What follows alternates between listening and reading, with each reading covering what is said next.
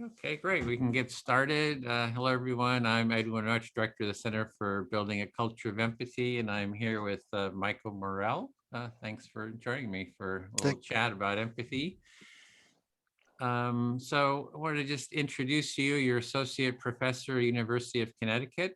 Is that correct? that's And you correct. teach political theory, and your research interests are the connections between empathy and democracy. Yay, empathy. Uh, Yes. the effects of direct democratic participation on citizens, and you have a theory about the role of empathy in democracy, as I understand it, and also the author of this book, Empathy, Democracy, Feeling, Thinking, and Deliberation.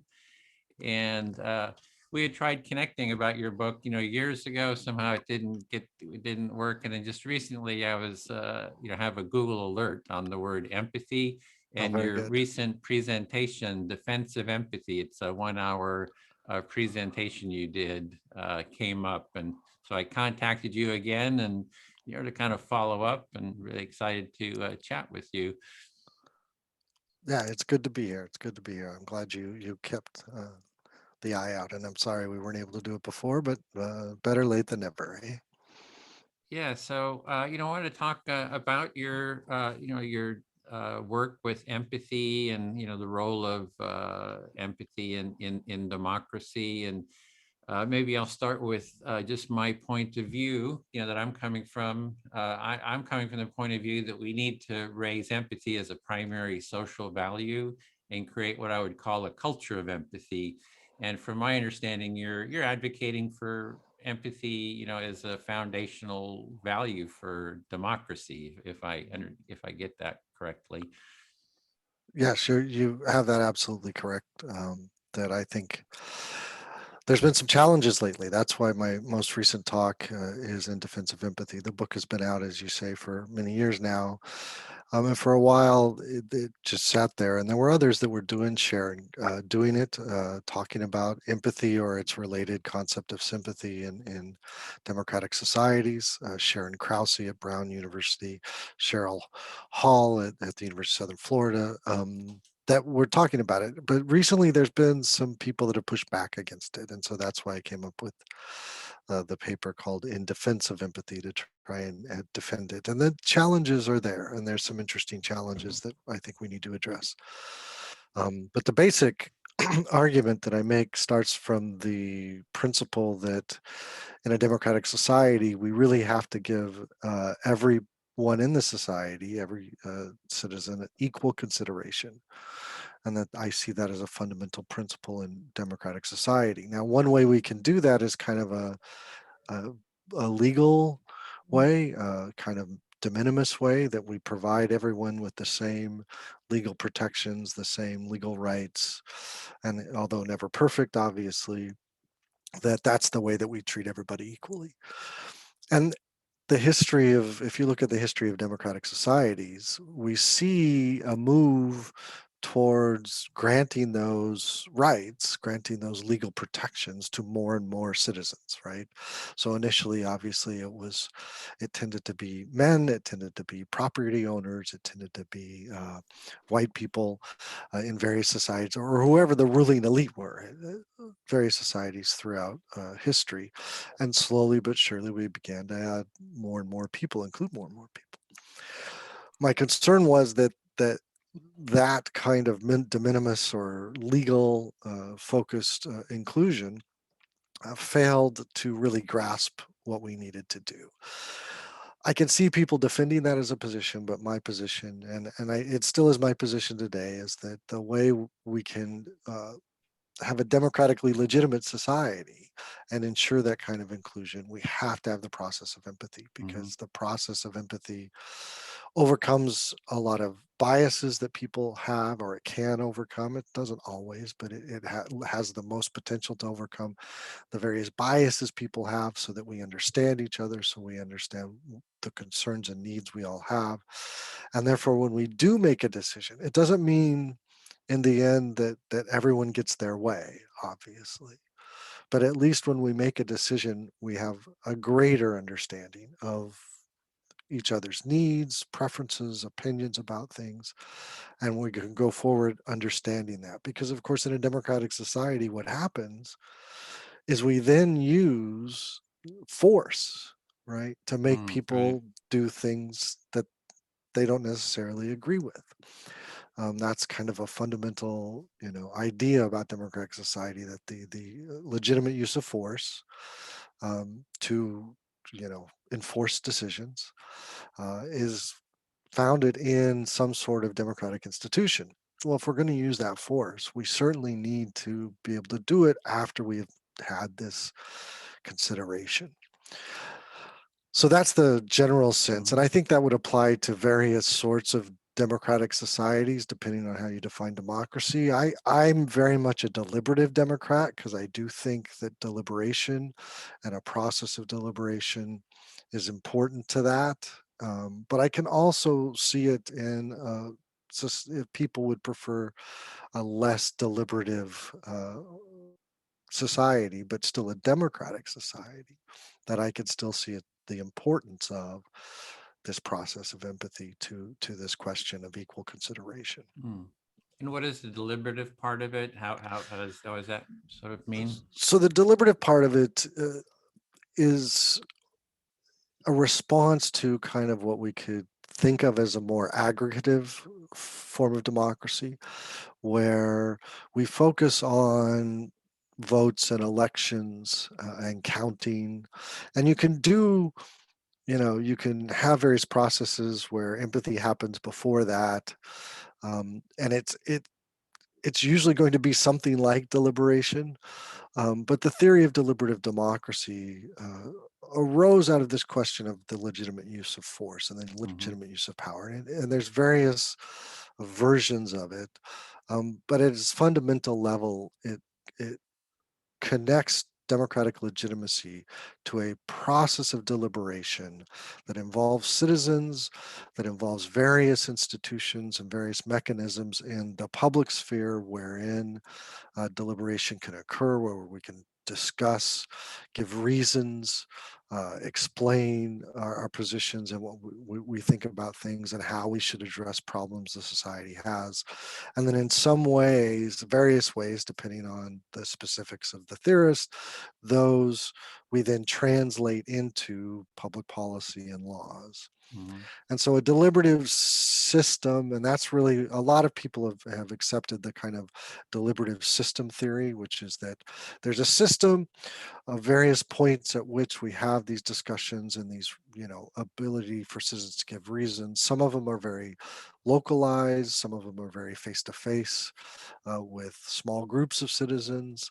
Some of them are kind of broader in the public sphere and the news media, but various ways in which we have a system that promotes discussion and debate before we make decisions.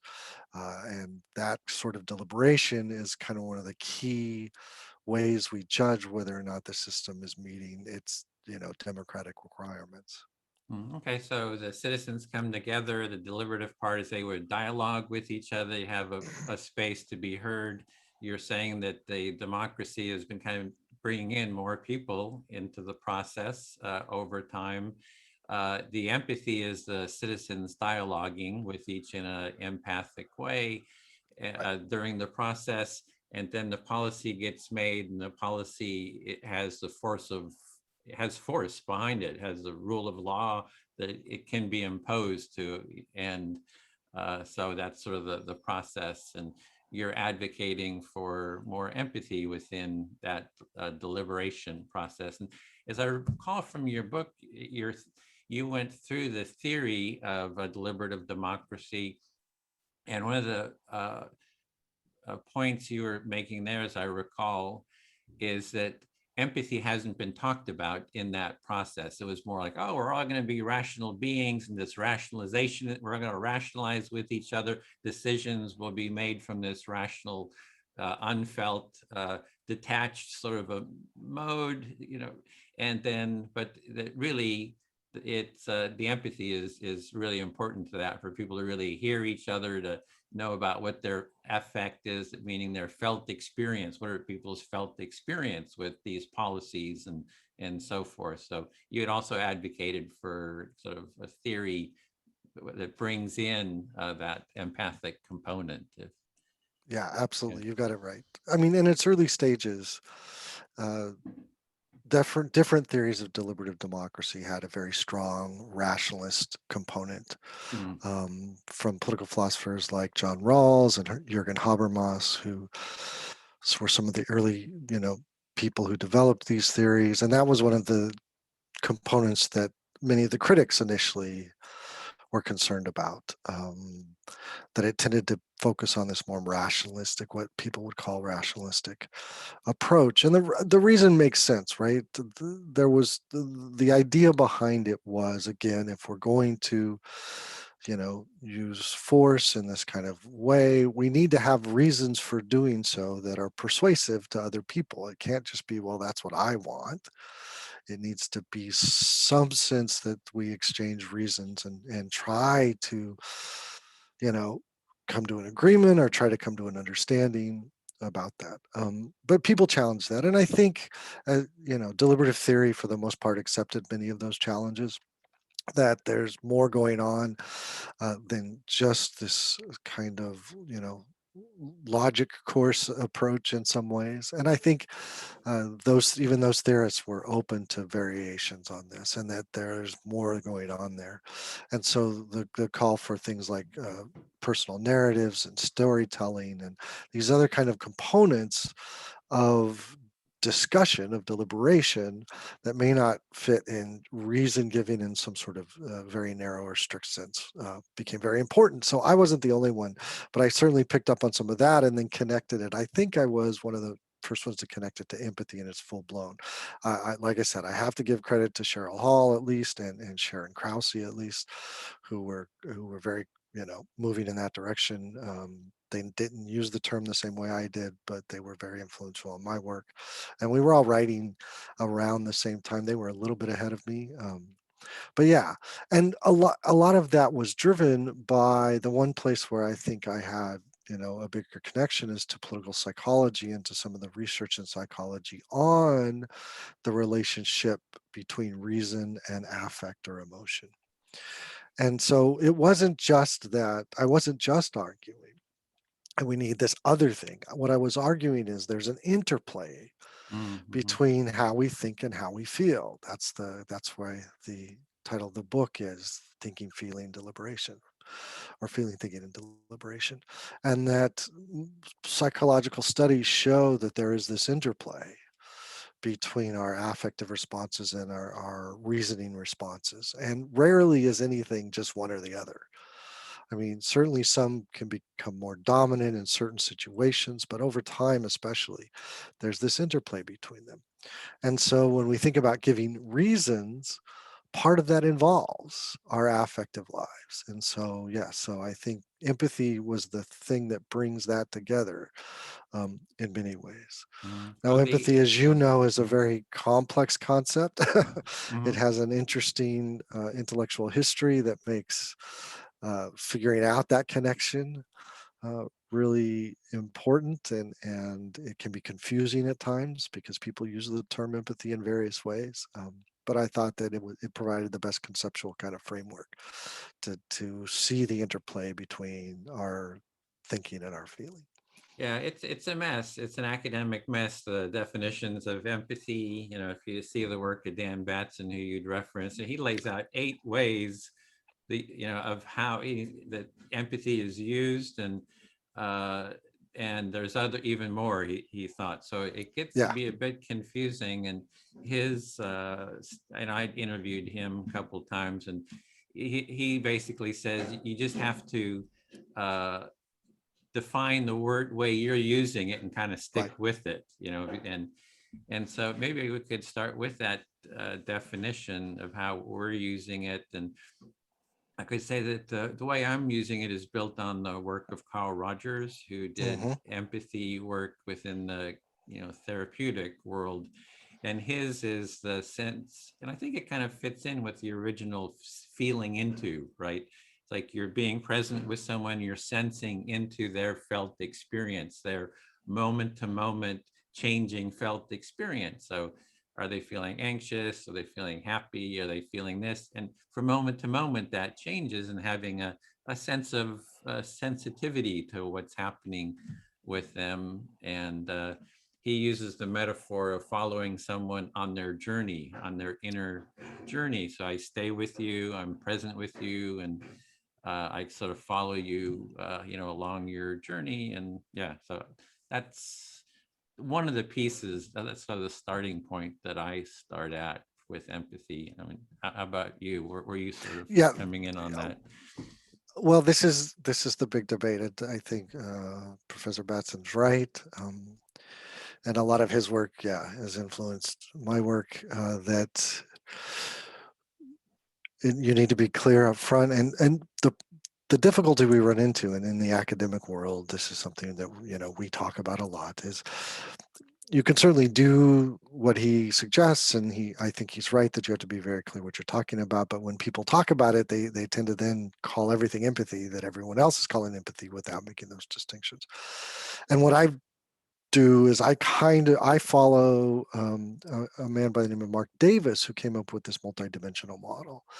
And so I've adapted his model to to my research and to what I think works the best given my interests, which is I conceive of empathy as a process.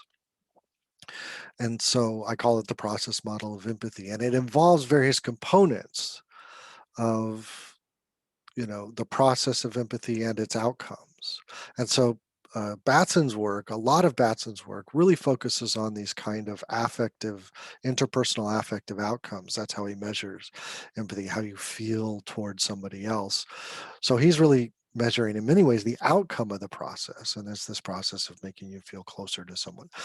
And that's not completely surprising given that that's kind of the tradition in social psychology, which is where his kind of training is, his research is. You're coming from the kind of more analytic, psychoanalytic, Hmm. Rogerian tradition of the ability to be a good analyst. And that requires this ability to be sensing, or in some ways putting your shoes in. But following Freud, and Freud talked about this quite a bit, there's never a merging in that process for the psychoanalyst, right? For the analyst. And so it certainly is a putting yourself in the other's position or the other's shoes. That's kind of the colloquial way of putting it. And that's a process of, listening to words and watching body language, and then you know seeing how that affects me to get me to help understand their position. And so that's one process that by which this can happen. It can happen in other ways as well, right? I mean, we have the famous examples of some kind of contagion, right, where you're watching a film or you're watching some, doesn't even have to be fiction, it can be real life, and your body simply responds to what you're seeing in ways that tends to mirror what other people see. But to me, that is just kind of a little bit of part of the process. And so what we need to understand is what parts of the process help contribute to what I think. I'm very sympathetic to the the Rogerian definition, that I think there has to be some reflection, right? Some sense in which you don't just, try to to just see how the other person affects you. You want to understand. That's the whole point. Now, does empathy have to lead to understanding? Not necessarily. It can lead to other things like personal distress, and those aren't necessarily a good thing. But in order to have that understanding, I think that it's important to have this empathy. So, in my definition, I take account of other things that aren't maybe as helpful, in in my understanding. But the part that is helpful is very similar to what you're discussing, where the affective states of others has an effect on me, that I can then reflect upon in ways that lead to understanding. We're having some construction here. We're putting in a heater, so a little bit of background noise. Hopefully, That's you're okay. not picking that up. Periodically, I might mute just so that noise doesn't come through. That's But yeah, fine. I appreciate what you're saying. Is there's you have a model, like a larger model of how empathy works. There's things that sort of set it up. There's the process itself. There's effects that happen afterwards. So it's a bigger dynamics of it. You're trying to look at the different aspects. Yeah, The antecedents, I think, is the antecedents to what comes after or before? before. Before. So yeah, antecedents, the process itself, and then afterwards, the effects and the Yep. interdynamics of it. So to have that larger vision of the dynamics, I think is really, really good to do. There's another aspect maybe I'll add to this dynamic. So for me, the empathy is to sense into your experience.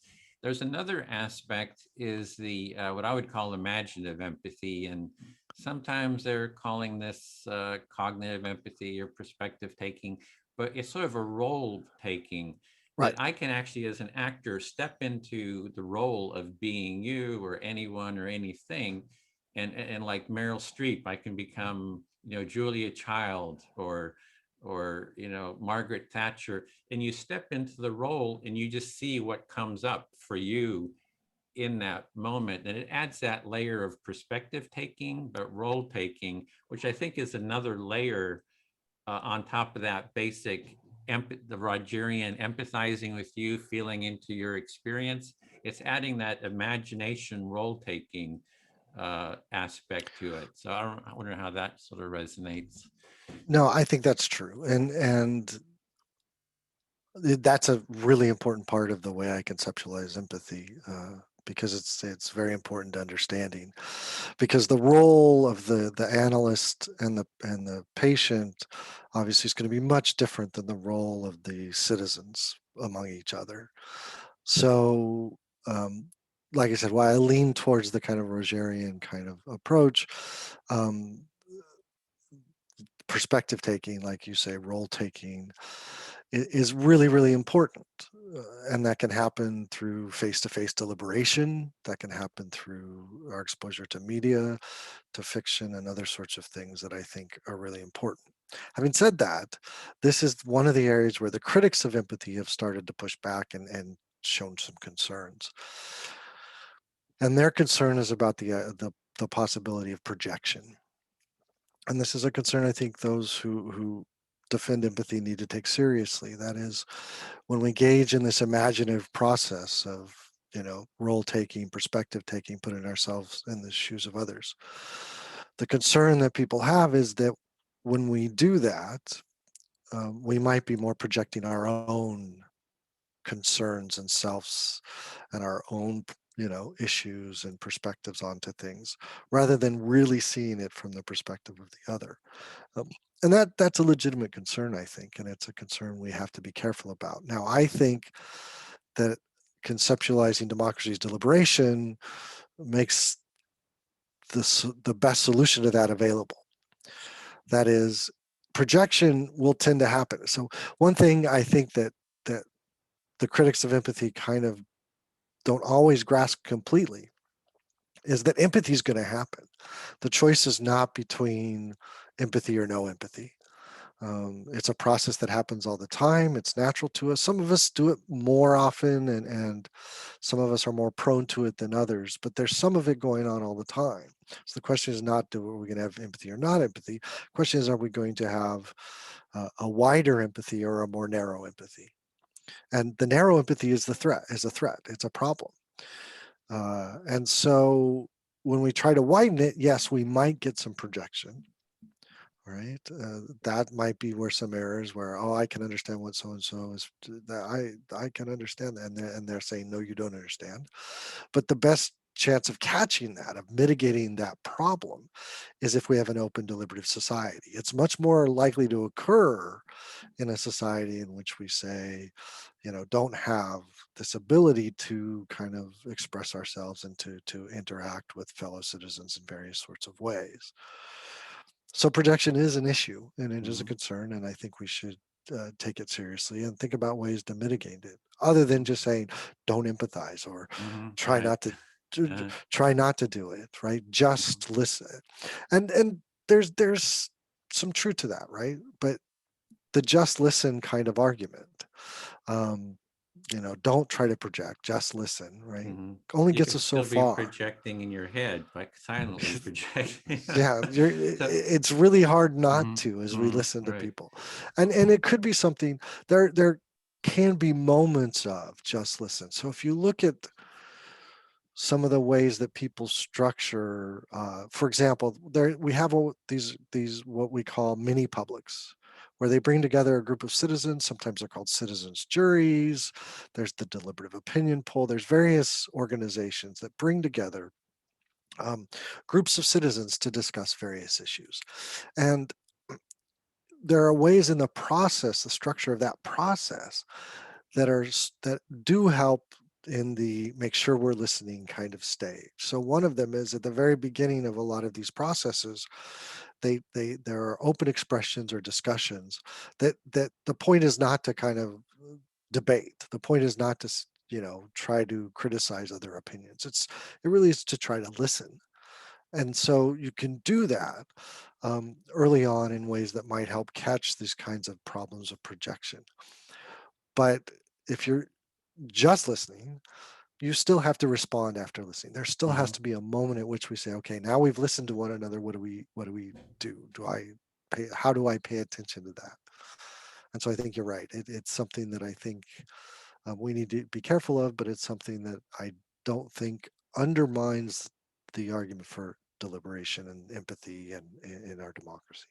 Well, I've been working on this about 13, 14 years on this topic of empathy. And what I've come to is, sort of building on the Rogerian active listening, empathic listening, just to explain that for anyone watching, is as when I was within a client therapist relationship, someone comes in as a client, the therapist listens to them. Rogers would just listen for like an hour doing empathic listening. The person shares a bit of what they're experiencing, and periodically Rogers would reflect back and using active listening, empathic listening. Like, I understand you're saying this and that. Am I hearing you?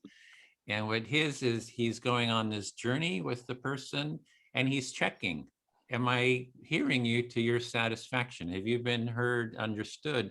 So that's a little bit of the error checking of that projection, right? It's like, and then sometimes, we do that and people say, no, you didn't hear me at all. You totally got it wrong. And then, well, tell me until I get it right. So that is that error checking, and the process that, we've been doing is to bring that into a mutual, what we call an empathy circle. So it's, 4 or 5 people that one person shares. Uh, they select who they're going to speak to and they talk about the topic. And the person they select the listener, and that listener does the reflection to hear, to make sure that that person feels heard. So you pause, the person gives you a reflection, yeah, you got what I'm saying, and then you continue. And if Right. they didn't get it, you sort of correct them so that they're following you as the speaker on your journey, or your experience. And I think that kind of helps with that projection, because it sort of cleans up the projection. And we do it in small groups. So we go for, a couple hours. And so in terms of the definition of empathy, I see something like this: to have a tangible practice, that you're defining empathy within a tangible practice, kind of helps to keep it from getting too sort of abstract. It's like, Right. oh, in the listening, one person's listening and they're, and you can also, we do conflict mediation, with this process, and you can have someone stand in for one of the disputants, and they can be taking the role of someone else, sort of an actor.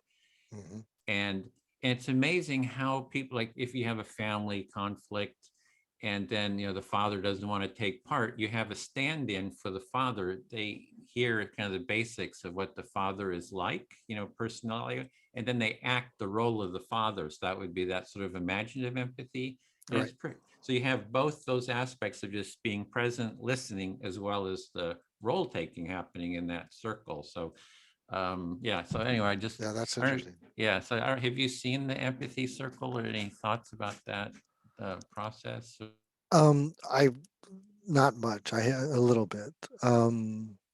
It sounds very similar to some of the processes that go on in these mini publics and in some experimental work even I did called the generative procedures. It was my former PhD advisor who had kind of designed these, and it sounds very similar to that. And then I think that feeds into the point I was making, and I think you're right that if you don't do that, projection can happen and you'll never be able to correct it. So that's the way we can possibly correct the projection that might occur. So I think that, yeah, that's how, how we could adapt that to sort of, democratic moments would be interesting. There there are some critics, and this, I deal with, and I'm sure you hear this as well, that there may be moments where we get to a point where people seem like they just can't overcome that misunderstanding, that there's a moment where I just don't understand. And I think that's probably true. I think there are going to be some moments where we can make this check, like you say, this back and forth, but there be moments where it just, for various reasons, people can't overcome that barrier. And this is a concern that some of the deliberative Democrats had early on. Habermas talks about the unbridgeable. There's some things that you can't bridge, but I think those are minimal.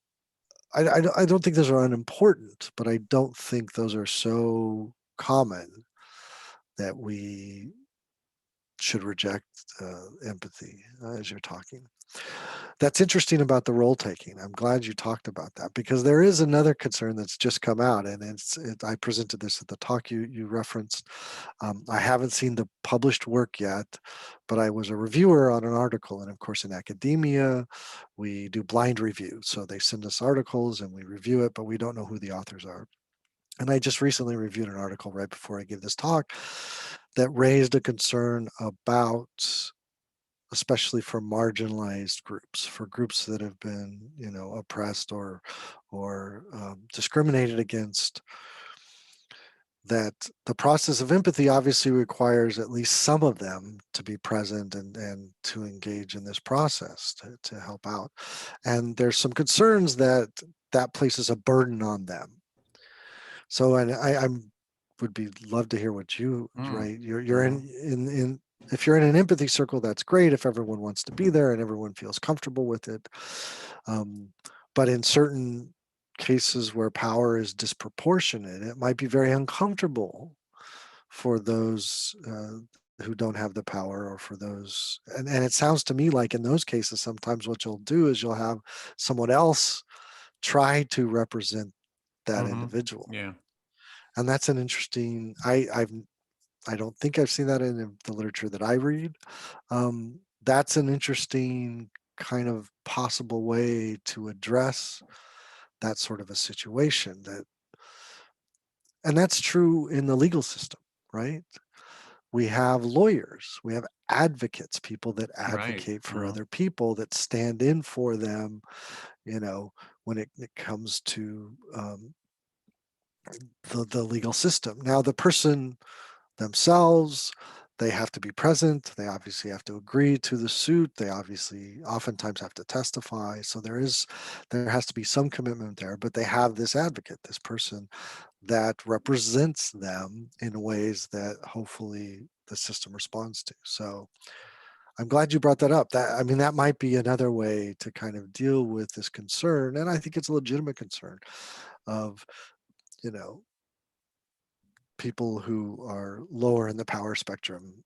Do we want to place another burden on them? Mhm, And not necessarily. I think there are examples, historical examples that people point to. One of the most famous is Uncle Tom's Cabin, that really changed opinion because, and I think through a process of something, through the process of empathy did so.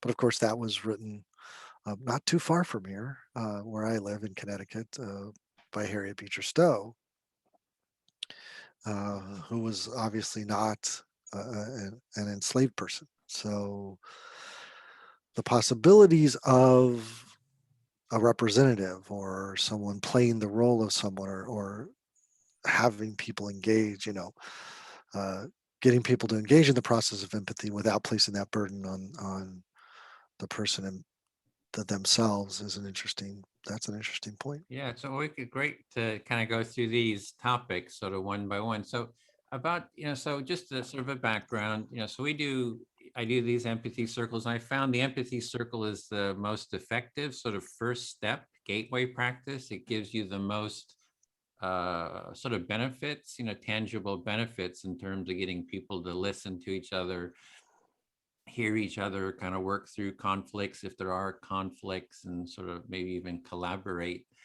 and use it in families. So as family Hmm. empathy circles, we have something called the empathy tent.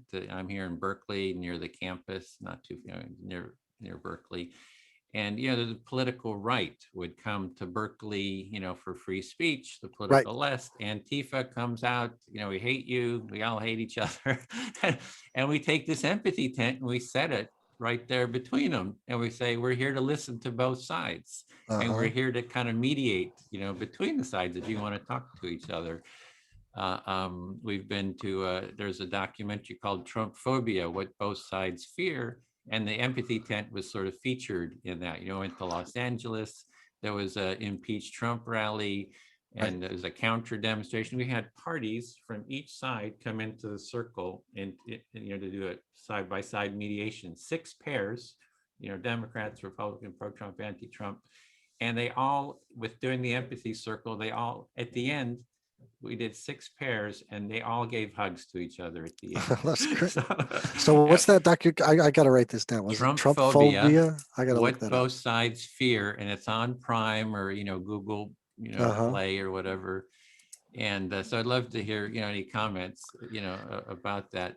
But the point, so I'm just kind of setting the context for addressing some of the points that you're making. And so what I find, and we take this empathy tent and we set it out in the middle of downtown Berkeley, right there in the city center. This Hmm. is before COVID. And people come in and they get heard. We just listen to them empathically. People, they lost their job and they come and talk about it. They got relationship problems, they talk about it, et cetera. And then we hold empathy circles, teach people how to do the empathy circle. So what I find is people want to be heard. These so-called marginalized people, majority of them, I would say, actually want somebody to listen to them. Right. That I think that part that doesn't want to be heard, it feels like, oh, I don't have the capacity to be heard, is very small. I could see something like someone, I mean, it would have to be pretty extreme, like somebody who's a rape victim, right? Right. Where it's like, I am so traumatized. I mean, that I just cannot face my, the person who, did this to me. But I would even say that a large part of it, a rape victim would actually want to confront their, the person that did this, and want to be able to have them hear what I went through what your act was, because Right. that is very healing for them. So I would say that covers a lot of that aspect that you're talking about, that people are marginalized, they can't, Right. and there's other things that could be done. I have a whole bunch, but I don't want to, I could go on. Yeah, no, that's great. And I think you're right. A lot of them, they want to be heard. I think the concern the critics have, and I understand this, is and this is very academic in some ways, but I think it's important to think about, is if the democratic society, if one of the foundational kind of components of it is this empathy process, it almost becomes mandatory that they engage in that way Mhm. rather than other ways. Right. And I'm not arguing that you can't do other things, but I think that's the concern. So the example you gave, people can opt out, but if people opt out of a democratic system, then we have problems, right? And I think you're right. Most people would take the chance. Although uh, one comment during my discussion, some people have at this point kind of given up, because empathy is a two-way street. This is another concern I have about democracy, and something I have to think about more even. Empathy is a two-way street. So you set up your empathy circles or your empathy tent in various ways to encourage that kind of two-way. And in some ways, the people that choose to participate have made at least a first initial kind of, yeah, I will do that. But in a democratic society where there's a lot of polarization and there's a lot of disagreement and various people want various things to happen, if one side is empathizing and the other side isn't and isn't committed to that, then that can create an imbalance that might be to the disadvantage of those who are trying to go through the process of empathy. And so how can we set things up so that that's not the case is an important question that I haven't thought too much about. Yeah, I've got Um, plenty of thoughts. yeah, I mean, you can't. I mean, I'd love to hear them. I would. You could encourage it, I think. Uh, but in the end, the critics, the paper that I referenced that led me down these thoughts, they themselves say we don't have a solution to Hmm. this problem. And so part of me is like, okay, I think the best solution is trying to overcome those concerns, like you do, and try to think up ways, creative ways to help Hmm. overcome those concerns, is the best solution rather than let's try not to base, let's not emphasize the Hmm. process of empathy or anything like it, and let's go. Like I said, there is one option. One option in a democratic society is purely legal. Let's just create these legal. But I just don't think, and even there, I think things are happening. I mean, a famous court case where the Supreme Court was asked to decide whether a school could ask for strip searches of students, and there was a young lady that her and her family, sued and said this is unconstitutional. And of course, the 8 men on the on the Supreme Court couldn't quite understand what the problem was, but the one woman on the time, I'm blanking on who it was, I remember said this story. said, Uh-huh. "Yeah, you just don't understand what it's like." And once she said that, well, they said, "Okay, well then, yeah, this makes sense." So yeah, so I think trying to overcome the problems is the better approach rather than trying to minimize Yeah. So, but articulate what the affect problem empathy. is, and then you can articulate the Right. possible solutions to the problem. Because there is the question of, in a democratic society, it sort of requires the participants to dialogue with each other pretty much. It's a bit like a trial, like it's like you don't get to decide if you go to the trial or not. There is that state coercion, and what's the role of empathy and coercion? Do you force people to take part in an empathy circle, or so I kind of, Right. and then there's the aspect of the society, if you had with the civil rights, that the society says we don't need to talk to black people. Right. We don't need, we don't have, we don't need the dialogue. And then, as I understand, Kingian nonviolence is like, you have a social problem, you go to the powers that be and you say, hey, let's talk about it and work this through. And they say, we don't need to talk to you, right? Right. Because we got the power, we like the status quo. And then you do the nonviolent direct action to basically to bring the parties to the table. And at the end, it ends in this dialogue, in this negotiation of what do we do. So I think that's sort of the role of empathy and power is sort of what we're sort of addressing, touching on here with some of these topics, I think. Yeah, I would agree. Um, but there is a danger if one side sees the moment as a moment for empathy and the other side sees it a moment where a strategic moment where their goal is to get the most of what they want, and so they engage in various practices or Mm-hmm. manipulations in ways to try and, you know they see it as a power game, right? Right. Politics is about Yeah. power, and Mm-hmm. politics is about winning, right? Only, people that are empathetic are losers.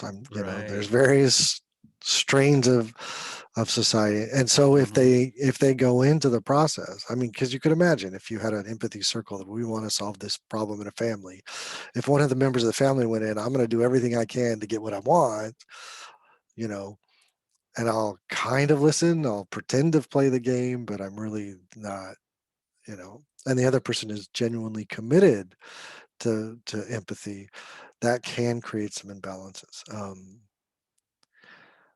Yeah, so Yeah. again, another concern that I think we have to Hmm. take seriously. I think if you set it up in a certain way, and if we can, like you're trying to do, I think if we can make it a value that people will, for the most part, it's never going to be perfect. We can't expect that, but if we can get people to make some sort of commitment to that, to listening to one another in a kind of empathetic, right, with the process of empathy, I think that would be important. Yeah. I do So want to what say was one it? quick thing Go, here, sure. Go ahead. because I forgot to say this earlier, and this is one of my kind of pet points. So I just want to make sure. Obviously, the way you talk about it and the way I talk about it, right? Empathy. We have to remember that empathy itself is not a feeling. People often say, "I felt empathy," or "You should feel empathy." Empathy itself is not a feeling, right? It's a process. It's something we commit to as a process, or it's something we commit to as a value, as you describe it. Um, that leads to feelings. It's based on feelings. It involves feelings, and we can from that feel all kinds of things, right? The process of empathy can lead us to feel sympathy or concern, empathic concern for other people. It can make us feel angry about injustice. It can make us feel all kinds of feelings.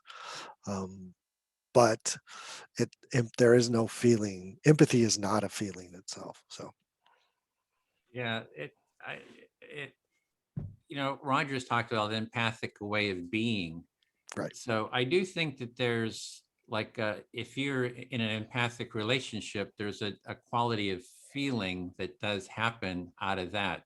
So there's sort of there's like when the empathy circle, people talk about the sense of, calming down, slowness, sort of spaciousness that happens when people start hearing each other. So there's a sort of a sort of a way of being that can kind of happen. And like Rogers mentioned, empathy is a strong ground. I don't know. Yeah, it's a description of it. It's a strong way of being, and so it's. I guess there's feelings can be associated with that process, with that way of right. being. That there's sort of a quality of feelings that happens within that space. So I don't. So I don't know. I'm just kind of playing with Yeah. it, No. there's it's a process and a way of being, and there's feelings associated with the way of being too. Right. Mhm. Yeah, no, I think there's feelings associated with all various parts of it, but you don't feel it. That's Yeah. just something that uh, whenever someone says I feel empathy, I think they're saying something else, Hmm. right? Right. Because feeling can lead us to feel concern, or Hmm. He measures all kinds of feelings about other people, and so it can, we can feel concerned for, we can feel warm towards somebody else, we can feel, you know um, thoughtful towards somebody else. There's various feelings we can have towards other people that result from empathy. And if empathy, it's kind of an indirect measure. We expect the process of empathy to lead to those feelings. Hmm. If you Now, not always, but most of the time, we expect that to happen. But is not a feeling itself. Yeah. And that's an issue Mhm, in mhm. democratic theory. You know, I want to say empathizing also doesn't mean we'll agree. I can empathize with people that I can, understand what they're feeling. I can even feel some of their concerns and feel concern toward them. But especially, and this may be more specific to a political, but I don't know. It'd be interesting to get your thoughts on this. That it doesn't necessarily mean that I will agree with what Mhm. they're doing, what they're saying, the argument they're making. Um, because in the end, I could think other things outweigh, you know. So when we make political decisions, we're always weighing these different, you know, aspects and different components of a decision. And in the end, I could, you know, still disagree. But I think you disagree in a different way once you've gone Right. through the process of Yeah, empathy. I don't know if you absolutely. Yeah. still exist, but it just Mhm. feels different. It's like there's I think the what thing with the empathy circle is it takes out of this individualistic viewpoint. Like I empathize with this individual, you know, other individuals, sort of in the client therapist. Like Right. for me, that's not a full empathic relationship. That's like a client therapist, Hmm. because the person that's doing the being listened to is also not in relationship in the sense that they're listening to the other person.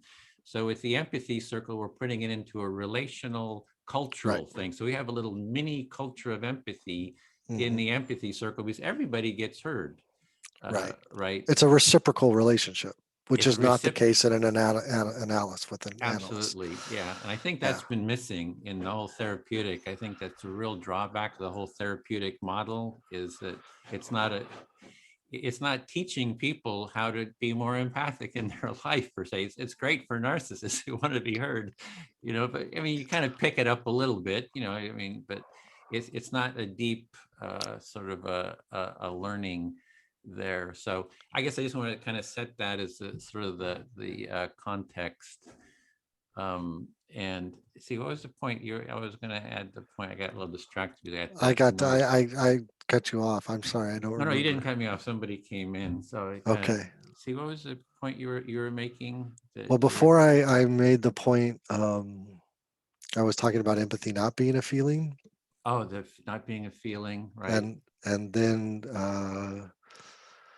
So the power, but you process, addressed yeah. you just I'm sorry, I can't remember. Yeah, okay. See, If I it was comes back to hoping, you, yeah, we can come it'll back come to it. back if I just keep talking. Yeah. So, yeah, That so that reciprocity you talked about is mhm, really important.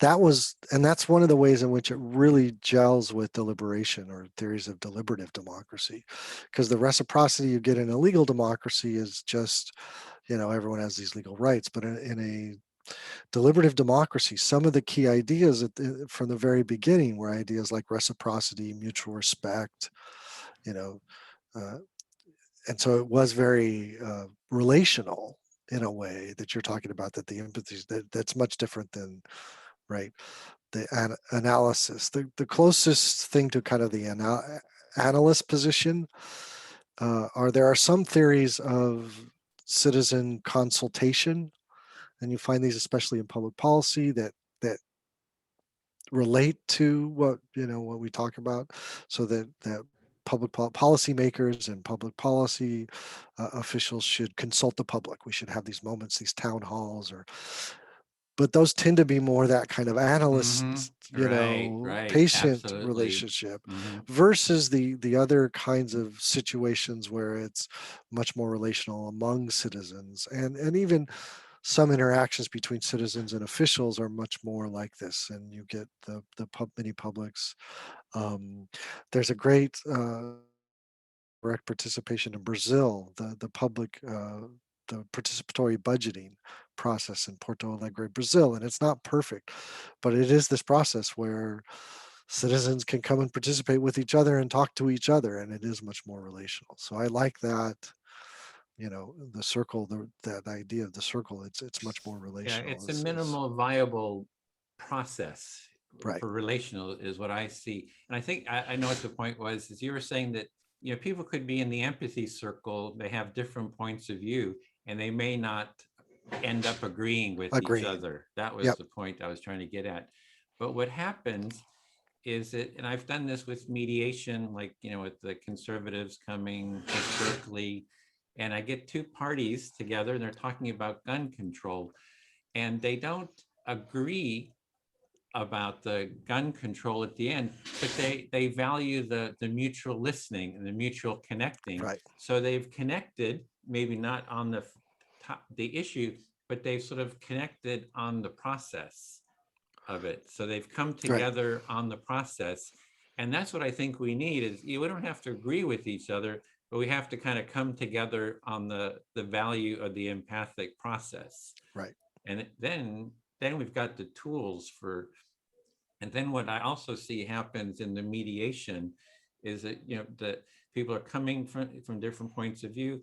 They understand each other, and sometimes a whole nother third point of view comes Right. together, and it Mm-hmm. merges those conflicting values into a whole nother space that actually resolves the conflict, and they agree on this other concept. The Kind of, alternative, yeah. yeah, the other alternative. So those are some of the dynamics that I'm seeing in terms of that, about people not really agreeing with each other.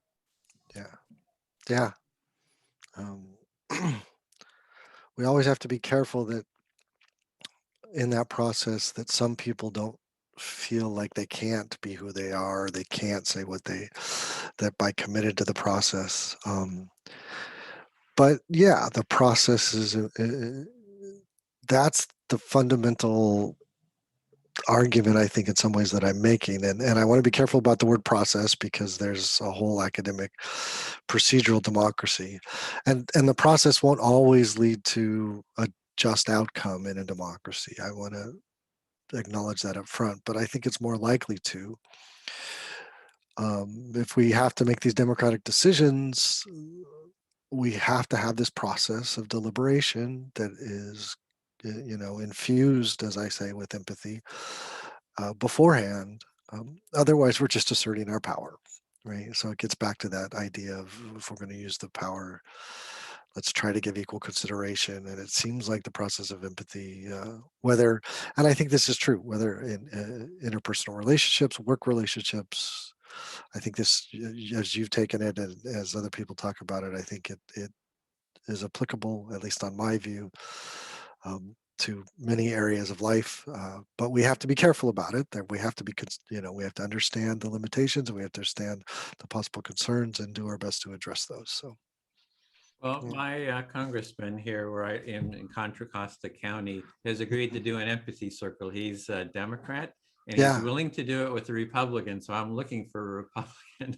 very good. And tentatively, even Barbara Lee, who is quite Uh huh. liberal, her staff said she's willing to take part too. If the timing kind of works. So I would like to get the politicians to come together to talk with each other using the empathy circle process, Uh huh. to model it. I figure if we can have the politicians model this, that it would kind of help filter, the others. Hey, if they can do it, Yeah. I can do it. Because if you see it being done, it's a process that people can kind of do on their own. Right. You need leadership, I think, on this. Although that's a tricky question as well when it comes to politics. I've written a little bit about President Obama and some of his speeches that I think represent very much moves toward empathy. Um, and yet, when he gave some of them, he was highly criticized by various people for doing it. One was his famous speech on race, where he talked about his grandmother and some of the feelings she had. And he got slammed for throwing his grandmother under the bus. Barack Obama threw his grandmother under the bus. So yes, I think that's an important move. And I think for many, many decades, the politicians actually went through had much more empathy for their each other because they're like each other. There are certain ways in which, even if they're on different sides of the political aisle, they are like each other in some ways. That I think something's changed. I mean, they don't spend time together with each other as much, and it may just be the perception of what we're doing in politics might have changed as well. But I think that has changed, and it doesn't help when we followed what I think was one of the more empathic presidents with one that seemed to be sporadically empathic in certain sorts of ways, to the detriment, of the public discourse. So Well, very selectively empathic. I had tracked Obama's, quite, because that was one of the inspirations, is kind of working on empathy. And then he started talking about empathy all the time. The country has an empathy deficit. He was in all his Hmm. speeches. He's extremely eloquent about it. And then, when the Supreme Court nomination came up, and he said, I'm going to choose a person with, these qualifications. Right, I And remember the that. last one was, and that they're empathic. And then kind of all hell broke loose. And my sense, and like Fox News was like weeks of criticisms of empathy. Glenn Beck said empathic fascism is coming our way, but for me the problem there was not a clear definition of what empathy Right. meant. The Jeff Sessions went on a campaign in the judiciary against empathy, and I have all the videos from C-SPAN, that I put together Hmm. of those, but they were all what I wouldn't call them the definition empathy. For me, it was like sympathy or favoritism. And if there would have been someone to explain and model what we really mean, that everybody gets a voice, everyone gets heard, like with the empathy circle, I think conservatives would be on board with it, as well as, Democrats, if they really knew what we were talking, at least what I'm talking about. Right. Yeah, I think I remember that whole, time period in response to that statement, and I was thinking very similar things to what you were thinking, which is, and I think you're right. I think on one level, the Republicans I mean, they invoke empathy all the time, but for certain people, right? And I think what they read it as was, like you said, favoritism, Mm-hmm. right? We're not going to follow the law. We're going to follow, but there is a little bit of an emotion, right? Anti bleeding heart, in some conservative circles that believe if you allow empathy, what you're going to allow is you're going to allow feelings to override, the law. Mm-hmm. And so, in some sense, they're raising some of the issues that some critics, I think Alan Bloom, who wrote a book a few years ago called Against Empathy that I talked about in that Paul other talk. Bloom. Paul Bloom, I'm sorry, Mm-hmm. Paul Bloom. I get my Blooms correct. Paul Bloom, Mm-hmm. right? Against Empathy. I don't think he's as against empathy as he thinks, but that's kind of the thing that he grabs onto is this, you know, responding to our feelings Mm-hmm. immediately in a moment. And I think there's some conservatives who believe Mm-hmm. that that is not. But I think you're right. If we define empathy, if we conceive of empathy in the correct way, right? And the point is you have to have empathy for everyone. You have to go through the process of empathy, and you know that's not easy sometimes, but it's what's required to be you you know uh, impartial in the sense that they Yeah, to be want. Yeah, fair, if in an to empathy be circle, fair. everyone gets their time to speak and be heard, Right, so there's a sense of fairness within the right. process. And if you, I totally go for that fairness aspect. And I Yeah, could talk about Paul Bloom. So, he wrote his first piece in the New Yorker. The first thing I did is I wrote him an email. I said, Paul, uh, I want to empathize with your against empathy position. Can we have an empathy circle so I can empathize with you? I want to hear what you have to say against empathy. He says, I have no time. yeah, And I've tried for 6 years to get him into an empathy circle, but it doesn't fit with his story. I saw him on with Alan Alda. And he said his story is, well, I put this out there about against empathy, and all these nasty people attacked me, for it. But he doesn't say that, hey, Edwin reached out right away and said he wanted to empathize with me. It didn't fit within the narrative. right. So I don't know. It's a little frustration with some of the academics. Yeah, we academics, I can empathize with your frustration, Mm-hmm. and we academics are a certain way. I mean, I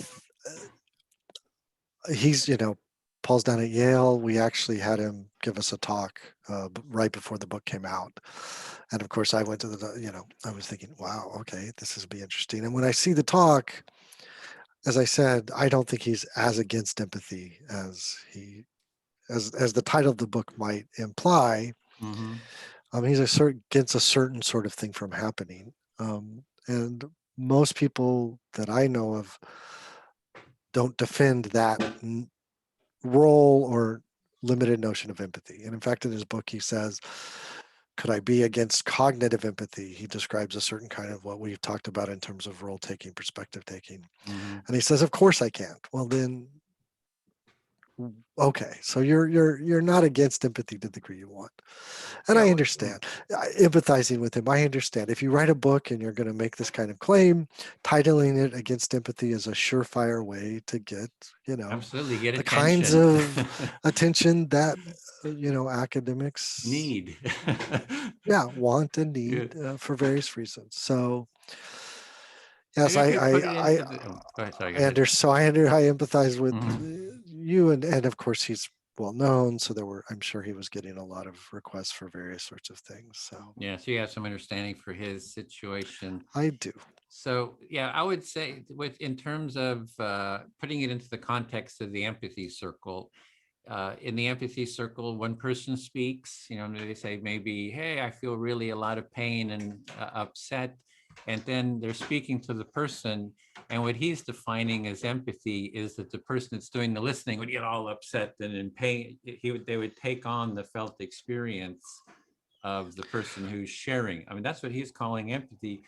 And in my definition of empathy, it's actually a block to empathy. What he is describing actually blocks empathy. So if Right. you understand what I'm I meaning, Yeah, I so understand what so you're we're saying. talking Right. The about two personal different distress, things. right? Yeah. That's we've talked about that earlier, right?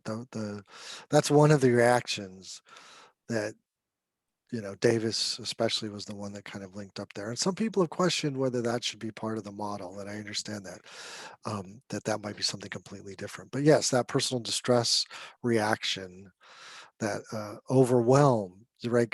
Where you get the emotional states of others start to overwhelm yourself and you feel personal distress and all those things. That's one of the things he's against.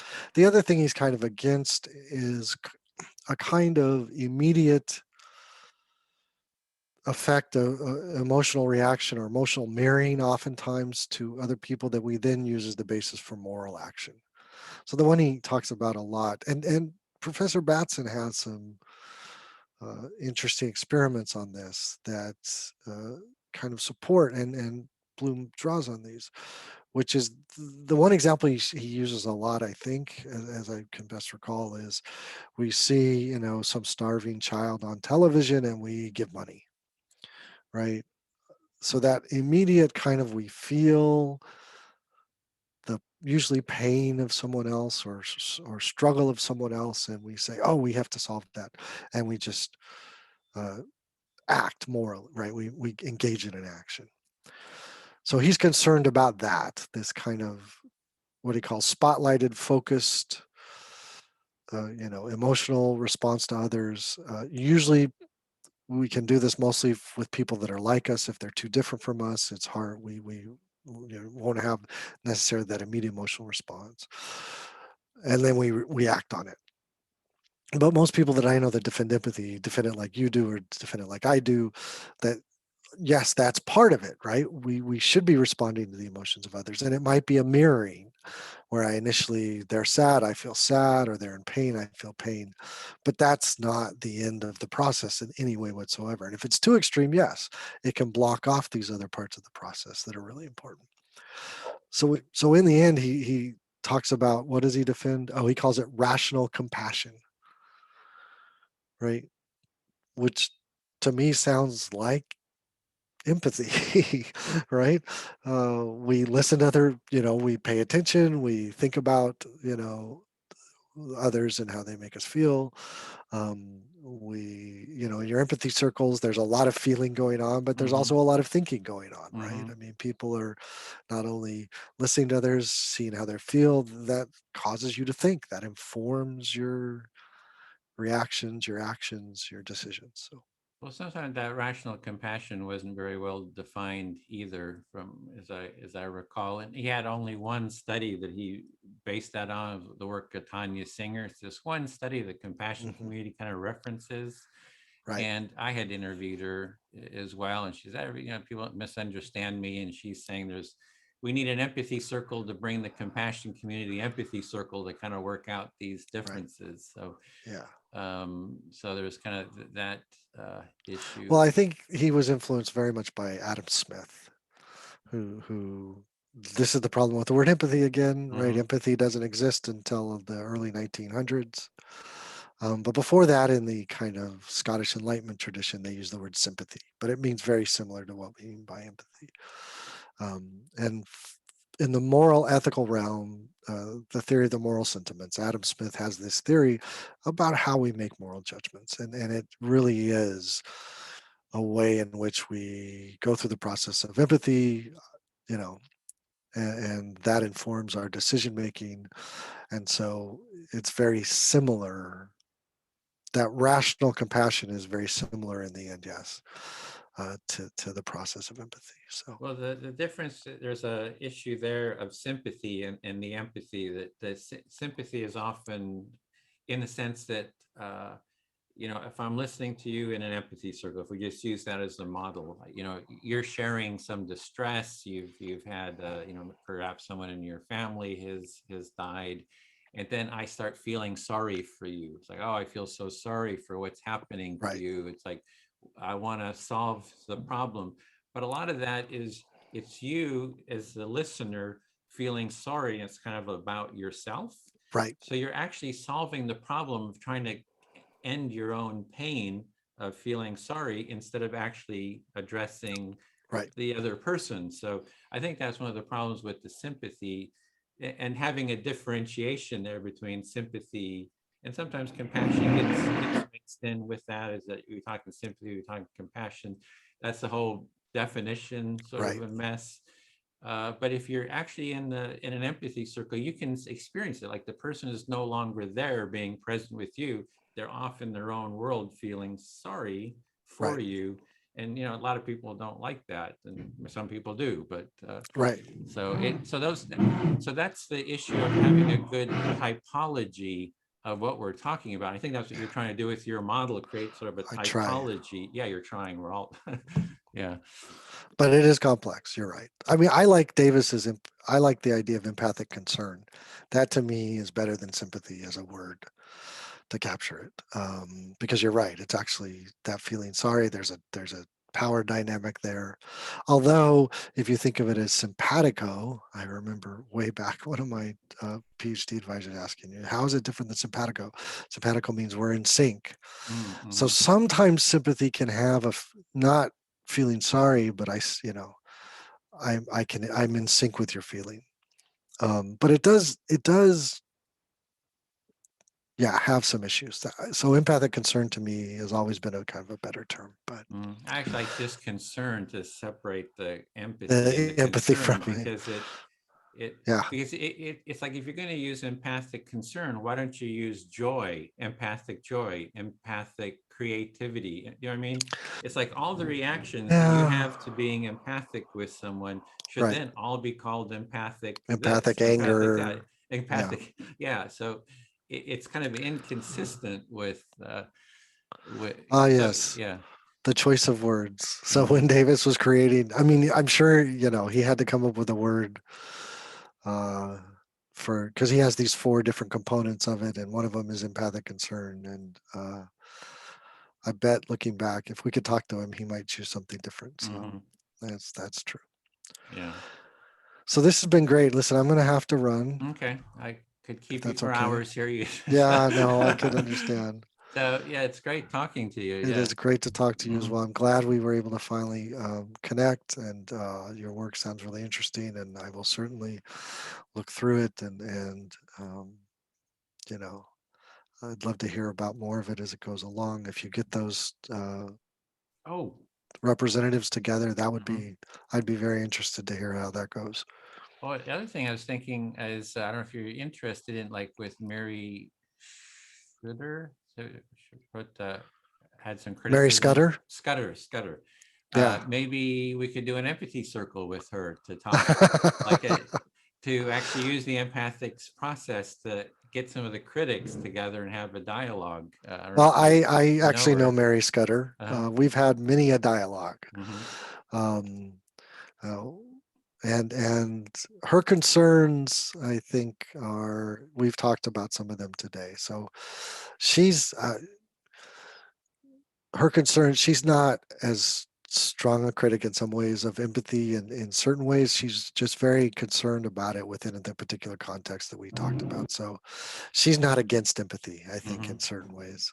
Or yeah, critics then just Yes, have some but I would, criticisms. yeah, I think it would be interesting to have a discussion with her, you know, about the concerns that she raised, and I would be Mhm. open to considering that if Okay, cool. she is as well. So Yeah, a yeah, recorded one that people can watch, and yeah, I think a lot kind of gets surfaced in these discussions, and if you give it space, usually like when we do the empathy circles, we go for like 2 hours, so right, it's a long form, and a lot can kind of get surfaced. And plus, if we use the empathic listening process, you're sort of experiencing it as well as talking about it.